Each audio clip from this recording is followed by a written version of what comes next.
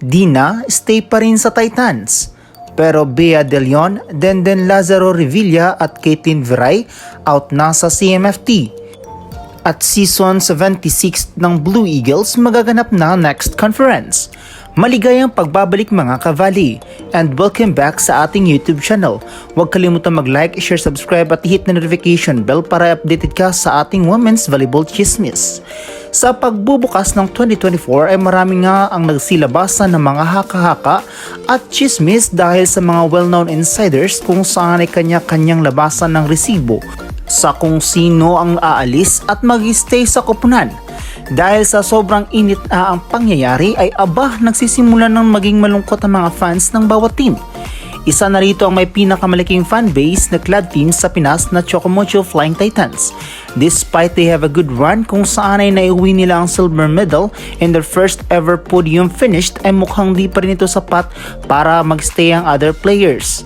Kilala nga natin ang ating mga babanggitin na pangalan dahil sila nga ang mga well-known player o isa sa mga ace player ng koponan. Marami man ang nagdiwang dahil hindi nga naging totoo ang pag-alis ni Dina Wong sa koponan ng mga ube. Kung saan ay naging laman nga ito ng balita dahil isa nga ito sa malaking kawalan sa Titans kung mawawala ito sa koponan. Kung gaano sila kasaya rito ay may kahalong itong kalungkutan kung saan nararamdaman ng Titans dahil mukhang tuluyan nga aalis ang kapitana ng Ubi Gels na si Bea De Leon at ang lefty spiker na si Viray at ang eagle eye na si Denden Lazaro Revilla. Marahil nagtataka kayo kung bakit sila aalis.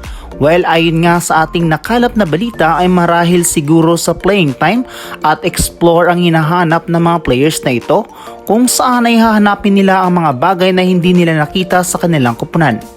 It's not about money dahil kilala naman natin ang Ribisco Management na mayayaman at isa nga sila sa club teams na kayang tumapat sa offer ng ibang teams. Ngunit ito mismo ay desisyon ng players to grow more on their self para sa kanilang career at improvement sa sarili. Nababalitaan ngang hindi naman magkakalayo ang lilipatan ng dalawang Eagles na sina Denden at Bea dahil sa mismong sister team lang ito lilipat. Ang nakakalungkot nga ay ang tuluyang paghihiwalay ng Kate Lea dahil napapabalita ngang si Viray ay mapupunta sa koponan ng Farfresh. Well, magiging tatlo na nga ang lefty ng Farfresh kung saan ay nandun si Tobo, Santiago at madadagdag naman si Viray. Samantala sa CCS naman ay loaded na rin ng middles at present pa rin si De Jesus at Atienza kaya't mahihirapan pa rin makapasok ang madadagdag na si Bea at Denden. Ang kinaganda nga lang nito ay ang muling pagsama-sama ng Season 76 reunion kung saan ay magsama-sama muli sina De Leon, De Jesus, Valdez, Denden at Gia Morado sa isang team lang. Maaaring marami sa mga fans nito ang magiging malungkot dahil syempre nakasanayan na nitong makitang magkakasama ang players at andun pa rin ang sakit dahil sa muling pagkikita nito ay sa ibang net na ito makikipaglaban. Fly high Titans and good luck Obi Gels! Mga ka-Valley Chismis, huwag kalimutan mag-like, share, subscribe at hit the notification bell para maging updated ka sa ating mga video.